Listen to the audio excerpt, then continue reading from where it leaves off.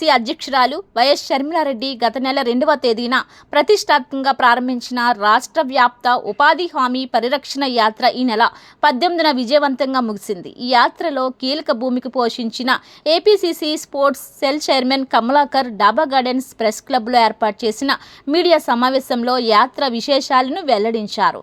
ఈ యాత్ర మొత్తం 32 రోజుల పాటు నిరాటంగా సాగిందన్నారు. సుమారు 9,000 కిలోమీటర్ల మేర ప్రయాణించి రాష్ట్ర వ్యాప్తంగా 48 గ్రామాలను షర్మిలారెడ్డి సందర్శించారని చెప్పారు. క్షేత్రస్థాయిలో రైతులు, రైతు కూలీలు మరియు సామాన్య ప్రజల కష్టాలను షర్మిల స్వయంగా అడిగి తెలుసుకున్నారన్నారు.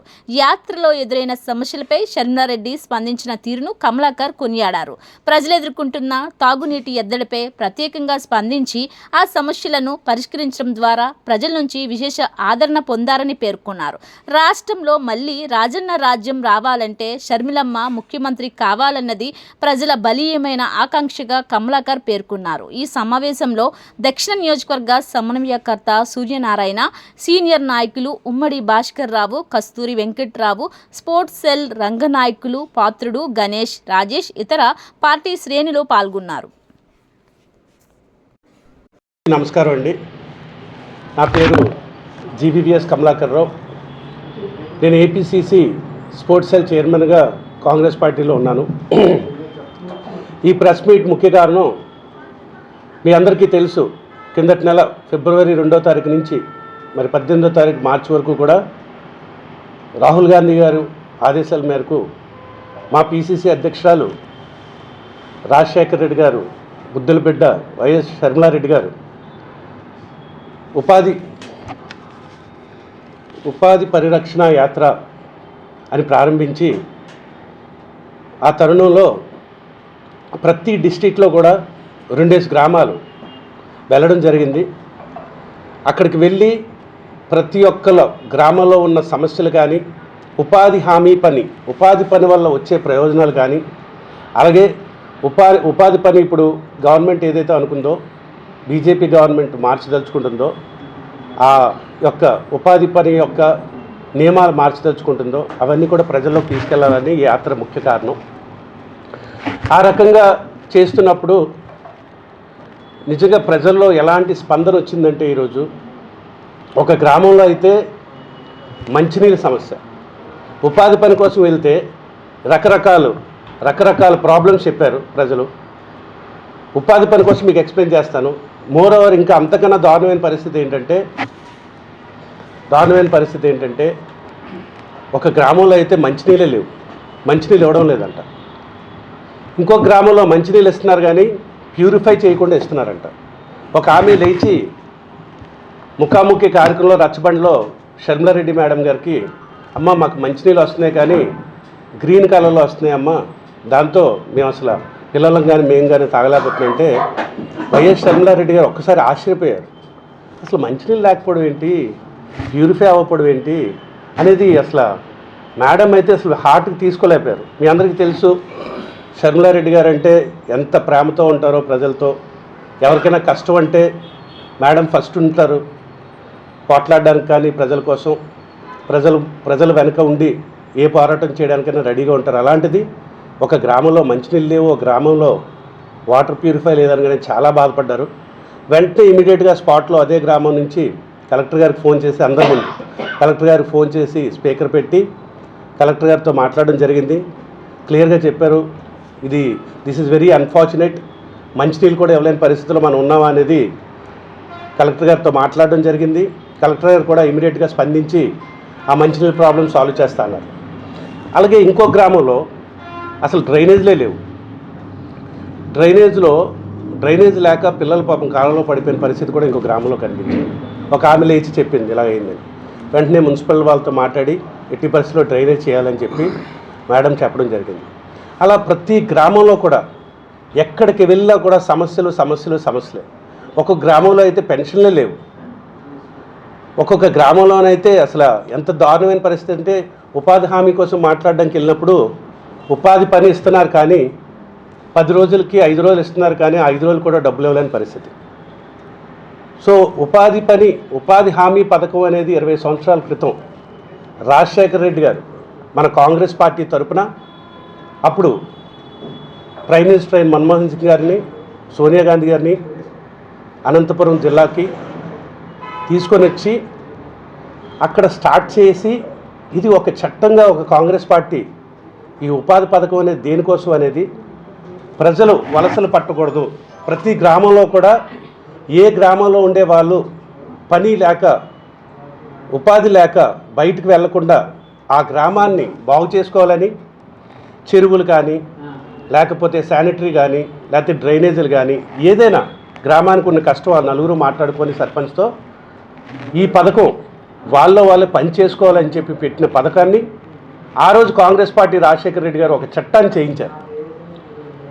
అలాంటిది రాజశేఖర రెడ్డి గారు చనిపోయిన తర్వాత ప్రతి ఒక్కరు చాలా గ్రామాల్లో చాలామంది చెప్పింది ఏంటంటే రాజశేఖర రెడ్డి గారి పేరు ఎత్తగానే షర్మిలా మేడం ఇలాగ వస్తున్నారు, రాగానే ఆవిడ ఫేస్ చూసి మళ్ళీ రాజశేఖర రెడ్డి గారు మన కోసం వచ్చారన్న స్పందన అసలు అది ఎందుకనంటే అంత బాధ ఉంది ప్రజల్లో, అంత కష్టాలు ఉన్నాయి.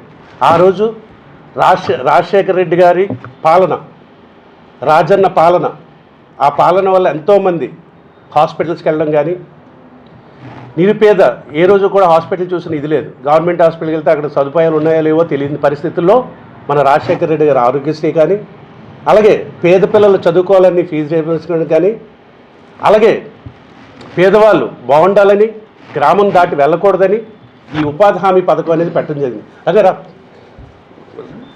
ఈ ఉపాధి హామీ పెట్టడం జరిగింది. అలాంటి ఉపాధి హామీని ఈరోజు బీజేపీ గవర్నమెంట్ ఏమో 60% మేము ఇస్తామని కేంద్ర ప్రభుత్వం ఇస్తుందని, మరి 40% స్టేట్ గవర్నమెంట్ ఇవ్వాలని పెట్టిన పరిస్థితుల్లో ప్రతి గ్రామాన్ని ప్రతి ఒక్కరిని కూడా ముఖాముఖి కలిసి షర్మిలారెడ్డి గారు కష్టాలు తెలుసుకోవడం జరిగింది. సో వాళ్ళు చెప్తుంది ఏంటంటే మాకు ఇప్పుడు ప్రజెంట్ పరిస్థితుల్లో ఆ రోజు కాంగ్రెస్ పార్టీ ఉన్నప్పుడు అప్పుడే ఉపాధి హామీ అని బాగుండేది, అట్లీస్ట్ కాంగ్రెస్ పార్టీ మమ్మల్ని ఆటోలో తీసుకెళ్ళి పనికి అక్కడ టెంట్ వేసి ఎండ రాకుండా ఎండలో ఇబ్బంది పడకుండా ఒక టెంట్ వేసి మంచినీళ్ళ ప్యాకెట్ ఇచ్చి బటర్ మిల్క్ ఇచ్చి అలాగా చేసేవారు.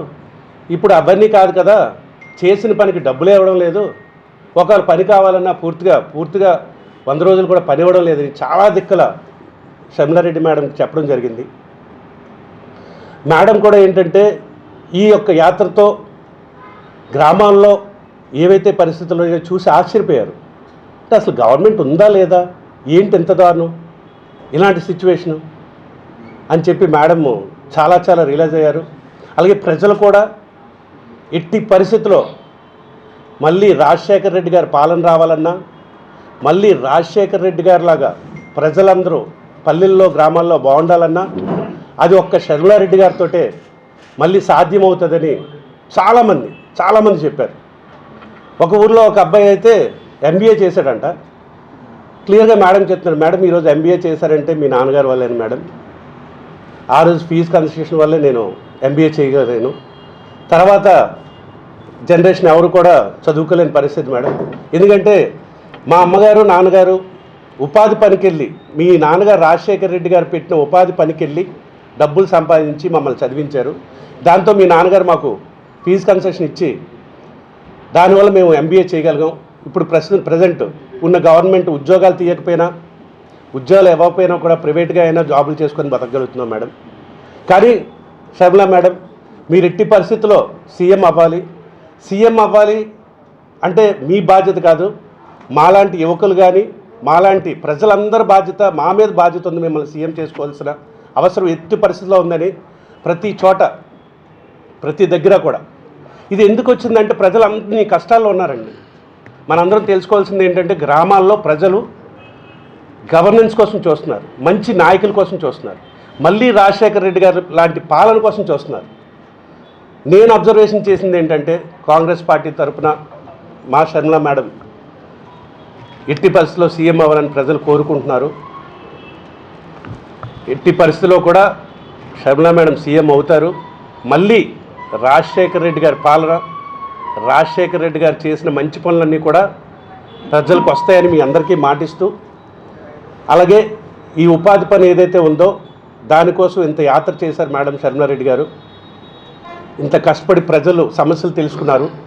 డెఫినెట్గా అందరికీ మాటిస్తున్నాం, కాంగ్రెస్ పార్టీ తరఫున మా షర్మిలా మేడం గారు మీ అందరి కోసం కష్టపడతారు, కొట్లాడతారు, మళ్ళీ రాజన్న పాలన తెస్తారని, షర్మిలారెడ్డి గారు సీఎం అవుతారని, అది నేను తిరిగిన దగ్గర 45 గ్రామాలు అబోవ్ తిరిగాను, 9000 కిలోమీటర్లు తిరిగాను మేడం గారితో.